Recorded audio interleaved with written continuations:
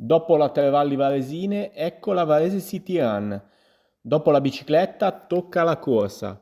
In città continuano i momenti sportivi di alto livello e stamattina è stata presentata la terza edizione della mezza maratona di Varese, che si terrà domenica 9 ottobre, quando si potrà partecipare anche a una 10 e a una 3 km. La novità di quest'anno è l'allungamento su 3 giorni dell'evento. Venerdì toccherà le Pulciniadi con la partecipazione di 500 bambini delle scuole materne, mentre sabato il villaggio allestito allo stadio Franco Ossola vivrà con tornei, giochi ed esibizioni di diversi sport. 3 giorni di corsa a Varese con la Varese City Run, il piatto forte è chiaramente la mezza maratona. Quali caratteristiche ha?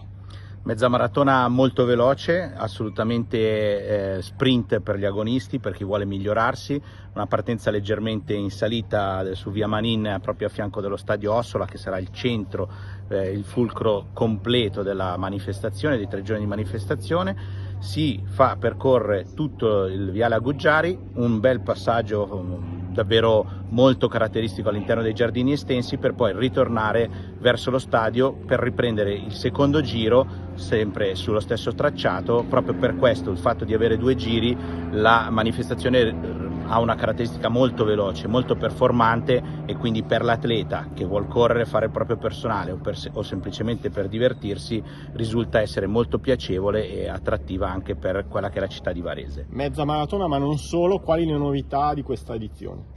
Tra le novità, innanzitutto, la novità principale è quella che la manifestazione si sviluppa su 3 giorni, quindi parte da venerdì, domani, con le Pulciniadi, le mini Olimpiadi dei bambini della scuola materna. Quindi bambini di 5 anni che si sfideranno in un gioco sportivo tutta la mattina, potranno ammirare lo stadio Ossola, e all'interno dello stadio Ossola tutte le società sportive varesotte, varesine, insomma, contribuiranno a far divertire questi bambini.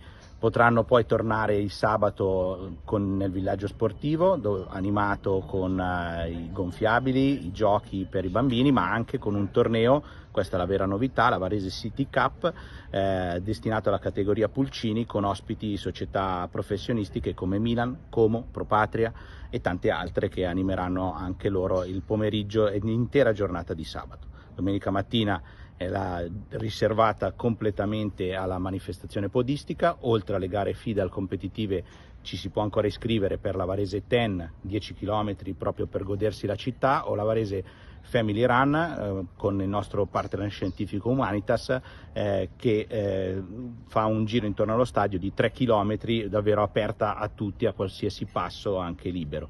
Nel pomeriggio le finali della Varese City Cup.